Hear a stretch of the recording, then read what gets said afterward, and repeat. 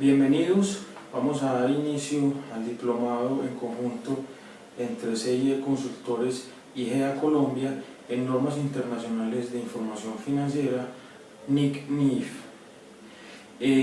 Antes de entrar en materia, me presento, mi nombre es Cristian Castañeda Arango, soy contador público de la Universidad Autónoma Latinoamericana, especialista en legislación tributaria de la misma universidad, con amplia experiencia en el sector real, financiero y servicios, y adicionalmente actualmente estamos como aspirantes a una maestría en contabilidad internacional y auditoría, auditoría normal de aseguramiento, y soy, digamos que el director encargado del grupo de profesionales que van a estar acompañándolos presencialmente y virtualmente en el diplomado de normas internacionales. Entonces vamos a dar inicio. En esta primera parte vamos a mirar lo que es el marco conceptual y dos normas internacionales, porque vale la pena aclarar que el marco conceptual no es una norma internacional, es simplemente un marco teórico desde el cual se fundamentan las normas internacionales. Vamos a ver posteriormente la NIC 8 de políticas contables, cambios en estimaciones y errores contables, y para cerrar esta primera sesión vamos a ver la NIC 10 de hechos posteriores a la fecha de balance.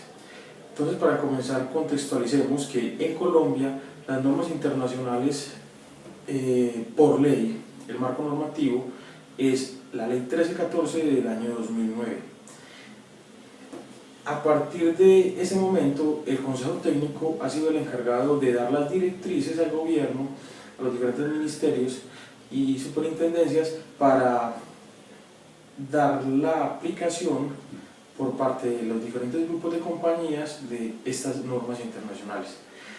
Digamos también que en la actualidad hay tres grupos que se han separado de acuerdo a las características que están en el direccionamiento estratégico del Consejo Técnico de Contaduría Pública, y que a grandes rasgos estos tres grupos, digamos que se dividen en un primer grupo que son unas empresas que cotizan en la bolsa de valores y que son entidades consideradas de interés público.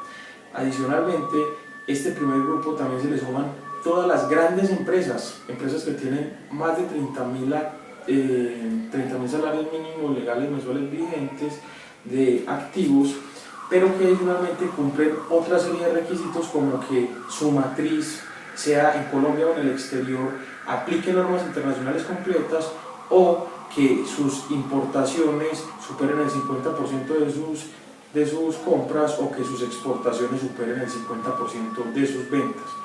Digamos que estas son ese primer grupo de compañías, las cuales tendrán que aplicar las normas internacionales full o completas. Hay un segundo grupo que es el de las grandes empresas también, pero que no cumplen ninguno de los requisitos que hablamos anteriormente. Esas grandes empresas que no cumplen con esos requisitos, pues no estarán obligadas a aplicar las normas internacionales full, no. Podrán hacer la aplicación de las normas internacionales conocidas como NIF para pymes, que son un solo estándar que contiene 35 secciones. Esas 35 secciones se basan en las normas internacionales full o completas, pero digamos que son de una manera, están escritas o redactadas de una manera más simple, en donde se le dan a las compañías menos opciones para elegir entre una forma de reconocimiento y menos exigencias en los temas de las revelaciones. Esas son las normas internacionales NIF Pymes. En el desarrollo del diplomado vamos a tener una sesión en donde veamos las diferencias a grosso modo entre las normas internacionales full o completas y las normas internacionales para pymes. Hay un tercer grupo que definieron en Colombia, pero este tercer grupo es para las microempresas, empresas realmente muy pequeñas que incluso están catalogadas, o personas naturales que están catalogadas de acuerdo al artículo 496 del Estatuto Tributario. Entonces son empresas muy pequeñas que no alcanzan un nivel de activos alto y no tienen más de 5 empleados, ¿sí?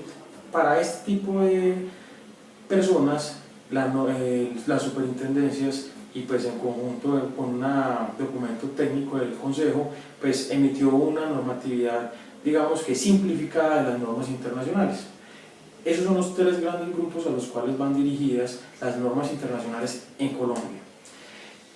Perdón, antes de comenzar con el marco conceptual, también aclaro que el ente emisor de las normas internacionales es un organismo que en la actualidad se conoce como IASB o IASB, International Accounting Standard Board. Este organismo viene de una serie de modificaciones o de transformaciones. Antes era conocido con el nombre de IASC.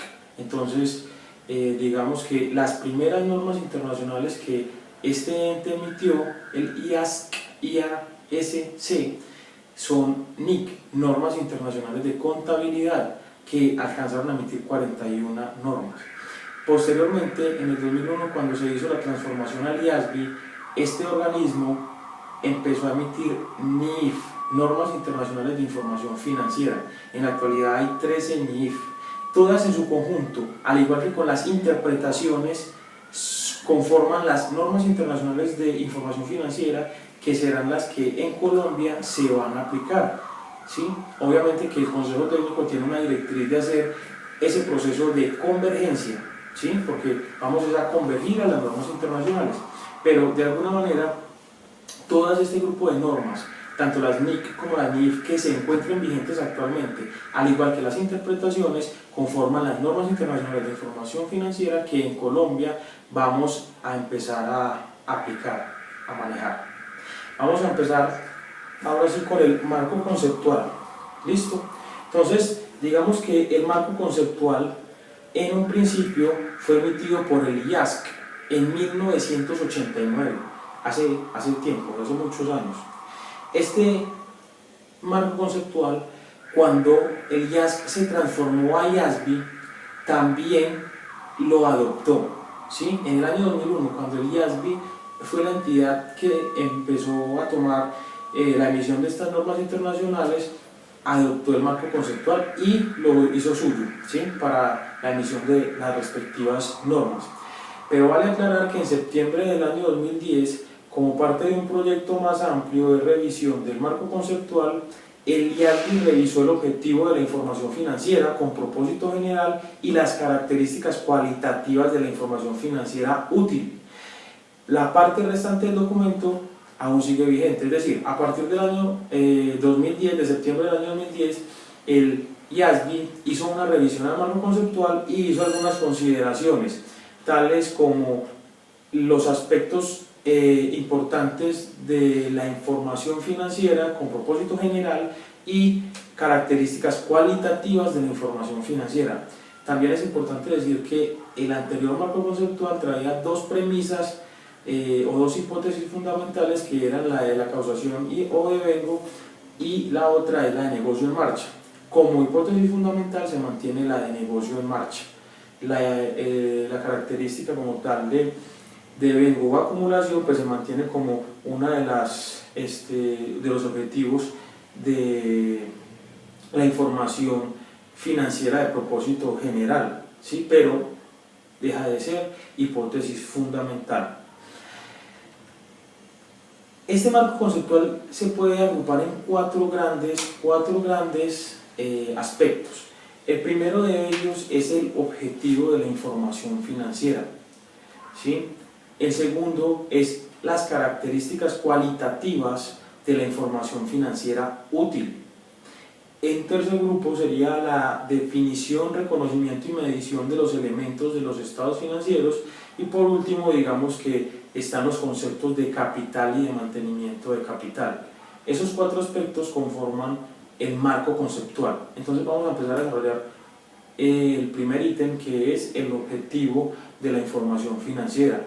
Entonces digamos que el objetivo de la información financiera con propósito general es proporcionar información financiera sobre la entidad que sea útil a los inversores, prestamistas y otros acreedores existentes y potenciales para tomar decisiones sobre el suministro de los recursos de la entidad. Es claro que bajo la norma internacional, los estados financieros a los cuales se dirigen son a los que tienen ese carácter general, es decir, las normas internacionales no dirigen su normatividad y su estructura de estándares hacia la emisión de normas con carácter especial, es decir, hay entidades, ¿sí?, y hay personas que pueden exigirle a la compañía que se emitan una serie de informes con carácter especial. Por ejemplo, la gerencia podría solicitar a la compañía, ¿sí?, que se emita un informe de presupuestos. Este es un informe de carácter especial que la norma internacional no lo trata, no lo toca, no da parámetros para su medición, para su reconocimiento y su revelación. Esos informes son de carácter especial, al igual que por ejemplo los que solicitan las entidades tributarias, en Colombia la DIAN. Esa información tiene un carácter especial y tiene una forma de presentarse particular que difiere a lo que la norma internacional hace referencia. Entonces, digamos que en primera instancia la norma internacional de información NIF son para los estados financieros de propósito general.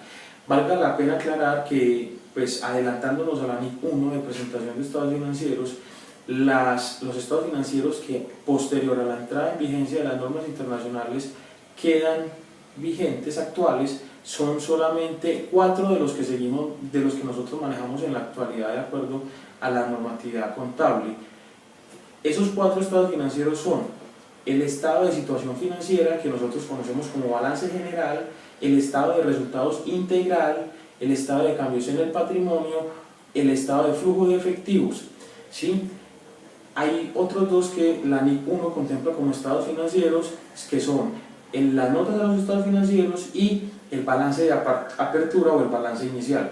Pero nótese que con respecto a los estados financieros que nosotros manejamos en Colombia, pues estaría sobrando uno, que es el estado de cambios en la situación financiera, que no se puede confundir con el estado de situación financiera, que pues para efectos nuestros lo conocemos como balance general. Entonces, ese estado desaparece, no es de obligatoria presentación por las compañías. ¿Por qué desaparece? Porque la NIC 7 de estado de flujo de efectivo contempla algunos o la mayoría de los aspectos que se contemplaban en la NIC de estado de cambios en la situación financiera. Entonces, la NIC 7, que tiene 2 métodos para su determinación, 2 alternativas, el método directo o el método indirecto, contempla mucho de todos estos aspectos que estaban en la norma internacional que establecía el estado de cambios en la situación financiera. Entonces, digamos que hoy en la actualidad ese estado no es de obligatorio cumplimiento bajo las normas internacionales de información financiera. Vamos a seguir con la segunda, que son las características cualitativas, ¿sí? Entonces, digamos que el marco conceptual establece unas características cualitativas de la información financiera, que son muy similares a las que incluso se pueden observar dentro de los decretos y normatividad que rigen en Colombia, que es el decreto 2649 específicamente, porque la norma internacional o el marco conceptual, que pues vuelvo y hago aclaración, no es una norma como tal, es ese precepto teórico desde donde parten las normas internacionales y las cuales se deben tener en cuenta en casos de algunas, digamos que, inquietudes, pero no es una norma internacional. El marco conceptual no es una norma internacional. Pero entonces, dentro de las características cualitativas, me establece aspectos tales como la relevancia, la utilidad de la información, la neutralidad de la información, la comparabilidad de la información, la verificabilidad de la información, la oportunidad de la información y la comprensibilidad de la información. Quiero hacer hincapié en el aspecto de comparable, ¿sí? Porque aunque en Colombia muchos o todos de estos aspectos los contemplamos dentro del decreto 2649, el aspecto de comparabilidad, cuando ya entremos a mirar la NIC 8 de políticas contables, establece una característica, y es que el marco conceptual está amarrado a la NIC 8 en la parte que tiene que ver con políticas. ¿Por qué? Porque la comparabilidad para la norma internacional no hace referencia solamente a que esté un estado financiero, ¿sí?, de un año al frente de un estado financiero de un año anterior. No, la comparabilidad va acompañado de políticas similares, uniformes en la presentación de estados financieros, para que los usuarios de la información financiera tengan la capacidad de tomar decisiones con información que esté ajustada a la realidad, a los hechos económicos vigentes o actuales.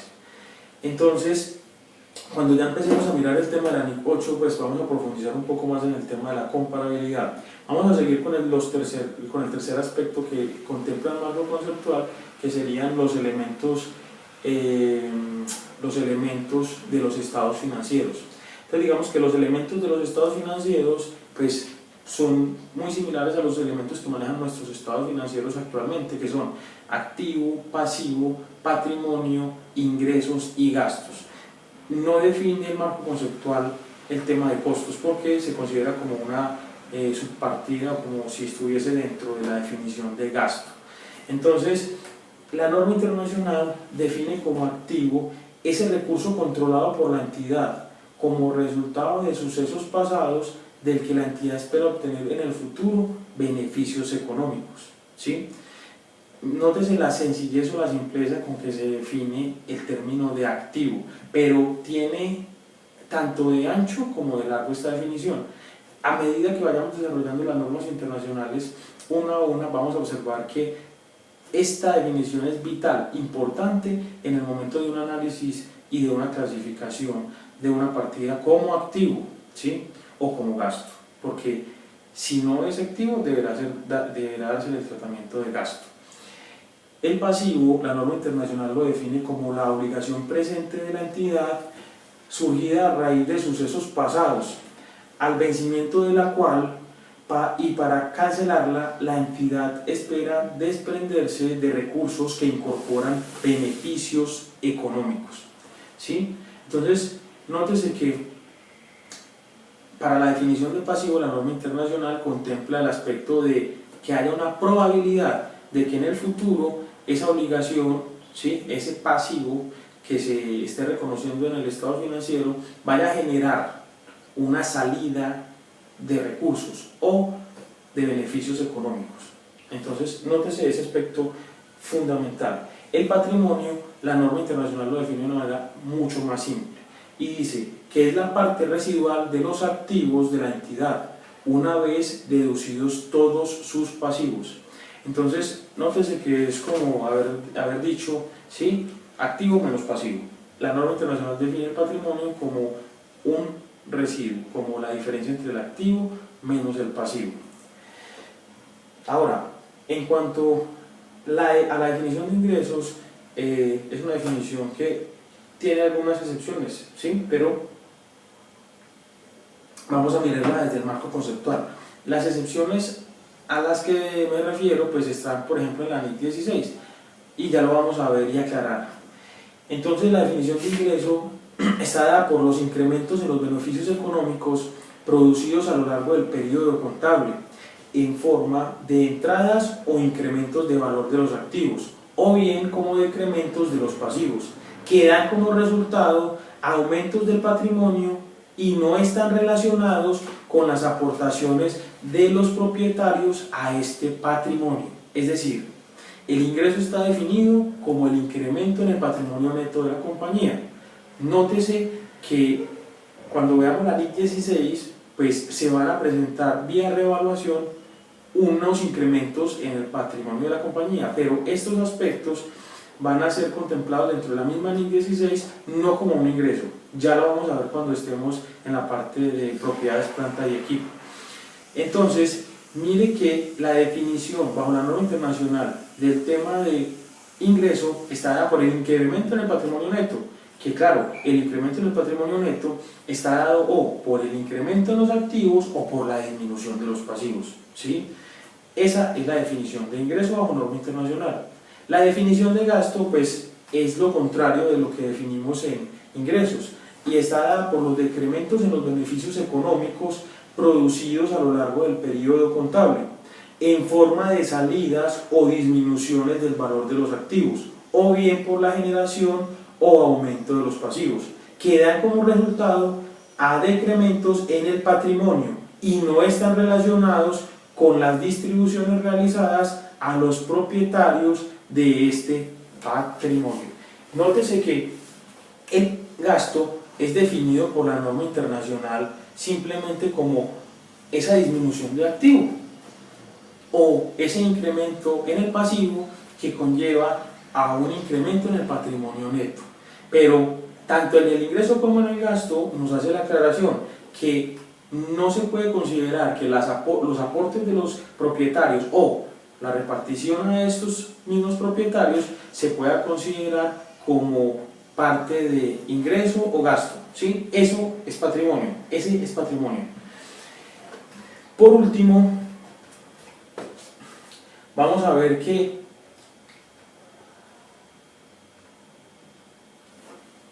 el marco conceptual trae el tema de capital o del mantenimiento del capital, ¿sí? Entonces, en cuanto a capital y mantenimiento de capital, la norma internacional establece que ese concepto de mantenimiento de capital se relaciona con la manera en que una entidad define el capital que quiere mantener. Suministra la conexión entre los conceptos de capital y los conceptos de ganancia, porque proporciona el punto de referencia para medir esta última, lo cual es un prerequisito para distinguir entre lo que es rendimiento sobre el capital de una entidad y lo que es recuperación de capital. Es decir, establece que las compañías como tal pueden generalmente, vía funcionamiento, generar un rendimiento de ese capital, pero pues adicionalmente debe haber un mantenimiento de esa inversión de los propietarios. Eso se define vía financiera, vía resultados o vía unidades de producción. La compañía definirá cuál es el mejor indicador para evaluar ese capital y mantenimiento del capital. Hasta aquí el tema del marco conceptual de las normas internacionales de información financiera. Vamos a continuar con la NIC 8 de políticas contables, estimaciones contables y errores contables. Digamos que en la actualidad esta norma internacional genera, digamos que algo novedoso en el sentido de la forma en que debemos hacer o presentar en los estados financieros estos hechos, y es porque dentro de las definiciones propias de esta NIC 8, porque las normas internacionales al empezar tienen una estructura que las van a ir observando a medida que las vayan leyendo, pero dentro de su estructura tiene una serie de definiciones.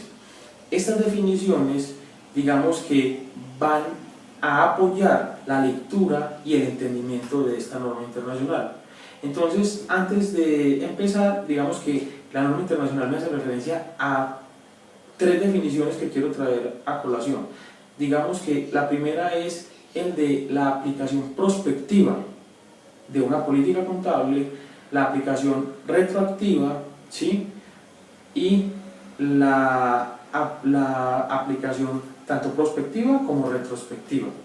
Entonces, en este aspecto, digamos que la aplicación de una política prospectiva se hará desde el momento en que se tome la decisión del cambio de política hacia el futuro, ¿sí? Habrá algunas, como en el tema de las estimaciones, que se harán solamente prospectivas, pero, por ejemplo, en el caso de los errores contables, los ajustes que se generen por este tipo de eventos deberán tener una connotación retrospectiva, es decir, que debe calcularse hacia atrás, desde atrás, hasta la fecha en la cual cesa el error. Ese error, que ya vamos a empezar pues con los tres aspectos de manera un poquito más amplia, pero ese error generará que en mi estado financiero del periodo anterior genere una modificación, ¿sí? Entonces esa modificación se entenderá que es retrospectiva. Ahora, por último, está el tema de tanto prospectivo como retrospectivo, es decir, los cambios de política generan casi siempre cambios o modificaciones a las políticas desde el momento en que yo hice el cambio hacia el futuro y adicionalmente hacia atrás. ¿Desde cuándo? Desde el momento inicial en el que se hubiese estado aplicando la política anterior. Se debe cambiar toda. ¿Con qué finalidad? Con la finalidad de que sea comparable la información financiera. Esta NIC 8, por eso cuando estábamos viendo el tema del marco conceptual lo dije, se apoya mucho, ¿sí? Apoya mucho el tema para la comparabilidad de estados financieros. Entonces, digamos que el objetivo de esta norma es prescribir los criterios para seleccionar y modificar las políticas contables, así como el mantenimiento contable y la información a revelar acerca de los cambios en las políticas contables, de los cambios en las estimaciones contables y de las correcciones en errores. La norma trata de realzar la relevancia y fiabilidad de los estados financieros de una entidad, así como la comparabilidad con los estados financieros emitidos por esta en periodos anteriores y con los elaborados por otras entidades. Entonces, miren que en el mismo objetivo de esta norma internacional se hace referencia a la comparabilidad, ¿sí? ¿Cómo? Estableciendo políticas claras que no van a estar sujetas a cambios por un gerente u otro que llegue, no. Las políticas contables de la compañía deben estar aprobadas por el máximo órgano y será este quien decida si la política se mantiene o se cambia, en dos casos que vamos a mirar al final. Dos casos son los únicos que me pueden a mí soportar un cambio de política, ¿sí? Lo vamos a ver ya más adelante. ¿Qué son las políticas contables? Las políticas contables son los principios, bases, acuerdos, reglas y procedimientos específicos adoptados por la entidad en la elaboración y presentación de sus estados financieros. Cuando una NIF sea específicamente aplicable a una transacción, otro evento o condición. La política o políticas contables aplicadas a esa partida se determinará aplicando la NIF en cuestión y considerando además cualquier guía de implementación relevante emitida por el IASB para esa NIF.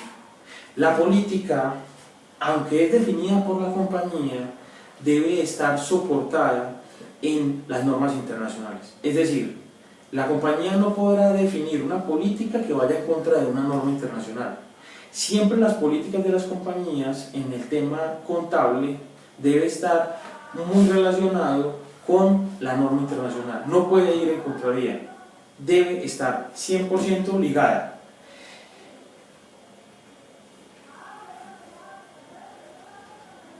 Entonces, digamos que para que la compañía cambie de política solamente hay dos opciones y estas están dadas porque haya una emisión de una nueva norma internacional que así requiere, que haya un cambio de política. En ese caso, la compañía podrá realizar el cambio de política contable. Y digamos que hay otro escenario en el cual uno podría cambiar la política contable y es ese escenario en el cual yo, aplicando la política nueva, voy a generar una mejor y con una mayor fiabilidad y relevancia mis estados financieros. Es decir, cambiando la política, la organización ha definido, de acuerdo a los análisis y juicio profesional, que se presentará de una manera mucho más confiable la información financiera. Solo por esos dos escenarios se podrá cambiar la política contable. Ahora, ¿esto qué me indica? Que una compañía no podrá, por el mero hecho de un cambio de gerente, cambiar un método de depreciación para efectos de las normas internacionales. Ese tipo de cambios deberá estar acompañado de la respectiva justificación y sustento. Es decir, antes, para efectos fiscales en Colombia, era muy dable que aplicáramos métodos de depreciación acelerada, pero estos métodos los aplicábamos tanto contable como fiscalmente. Pues a partir de la entrada en vigencia de las normas internacionales, aunque este método se pueda seguir aplicando para efectos fiscales, para efectos contables no podrá darse, a no ser de que ese método de reconocido valor genere una mejor y más fiable presentación en los estados financieros. Ahora, el cambio de la estimación. Digamos entonces que la utilización de estimaciones razonables es una parte esencial en la elaboración de los estados financieros y no menoscaba su fiabilidad. Un cambio en una estimación contable es un ajuste en el importe en libros de un activo o de un pasivo, o en el importe del consumo periódico de un activo que se produce tras la evaluación de la situación actual del elemento, así como de los beneficios futuros esperados y de las obligaciones asociadas con los activos y pasivos correspondientes. Digamos que las estimaciones, ¿sí?, están dadas por ese porcentaje, o digamos que ese indicador en el cual me va a impactar la cifra en mi importe en libros. Entonces, si dijimos que una política contable es un método de depreciación, pues la estimación contable será la vida útil.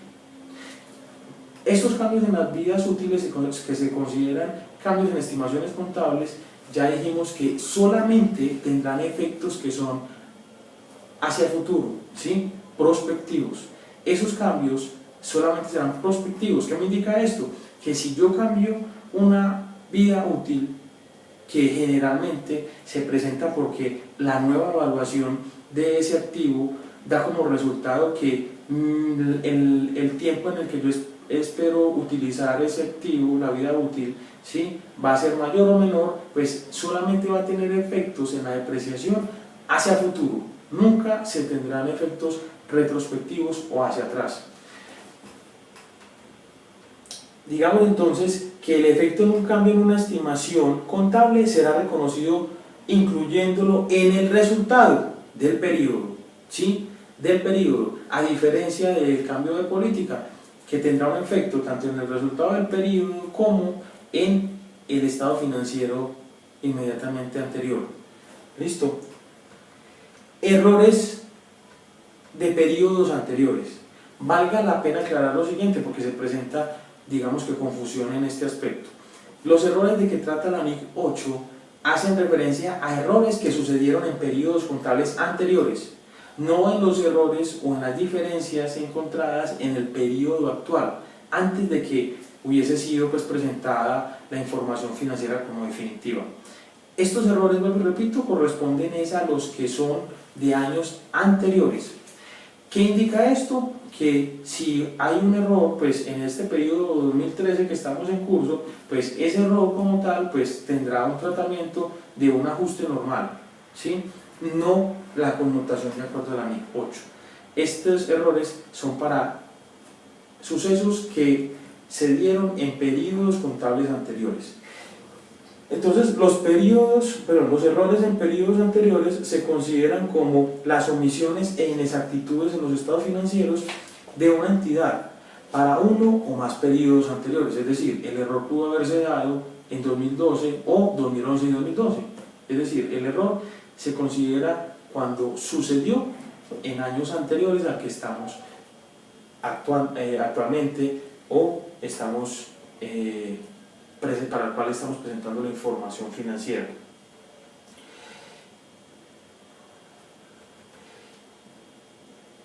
¿Por qué se generan estos errores? Pues se generan por fallos al emplear políticas que son aparentemente claras o pues por omisiones o inexactitudes, tal como lo habíamos dicho.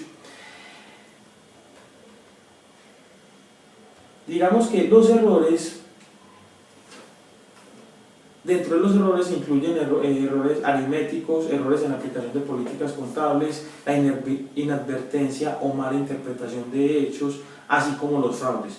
Todos estos hechos se consideran errores y generarán que la compañía deba realizar ajustes retrospectivos, es decir, debe hacer ajustes, no como sucede hoy en Colombia, que en Colombia hoy los errores se registran en el momento en que se detectan, ¿sí? No, bajo la norma internacional, pues deberán tener un efecto en el estado financiero del periodo anterior para efectos comparativos. Así cerramos pues la primera parte en cuanto a políticas contables, estimaciones contables y errores contables.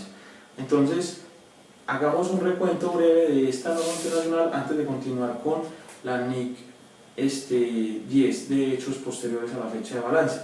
La NIC 8 contempla entonces tres grandes aspectos: los cambios en las políticas contables y las políticas contables como tal, los cambios en las estimaciones contables y los errores contables. La primera, las políticas contables. Las políticas contables tienen efectos tanto prospectivos como retrospectivos, es decir, van a generar en la presentación de estados financieros que se ajuste el del periodo actual y el del periodo anterior. ¿Para qué? Para efectos de comparabilidad.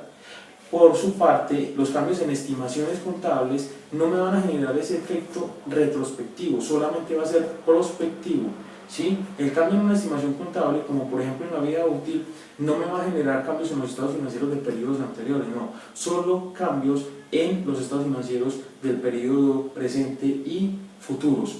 Los errores contables, por su parte, que son inexactitudes, entonces tendrán un efecto retrospectivo solamente, ¿sí?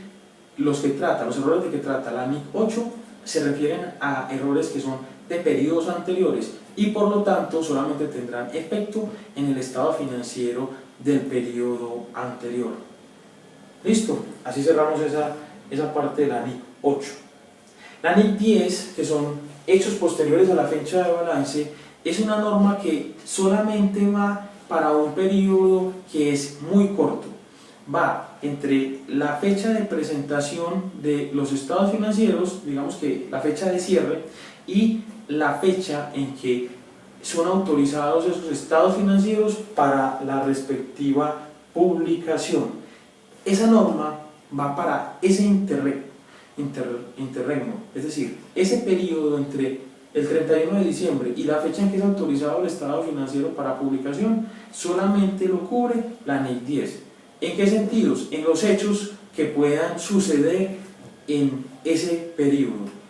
Hechos que pues pueden haberse dado en el año anterior, ¿sí? O venir de año anterior, pero que se materializan en ese periodo, o hechos que inician en el periodo posterior al cierre del balance, pero que entonces generarán como mínimo revelación de información.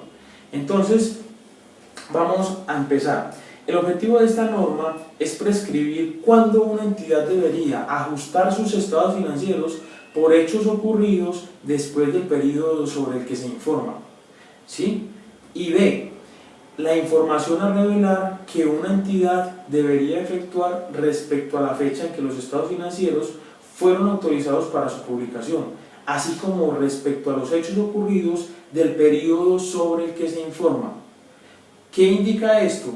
Vuelvo y repito, esta norma internacional cubre un periodo de tiempo que es demasiado corto. Es solamente desde la fecha de cierre hasta la fecha en que son autorizados los estados financieros para la publicación. Es así que si los hechos vienen de periodos anteriores, pero son notificados en ese rango, pues va a generar que la compañía deba ajustar sus estados financieros.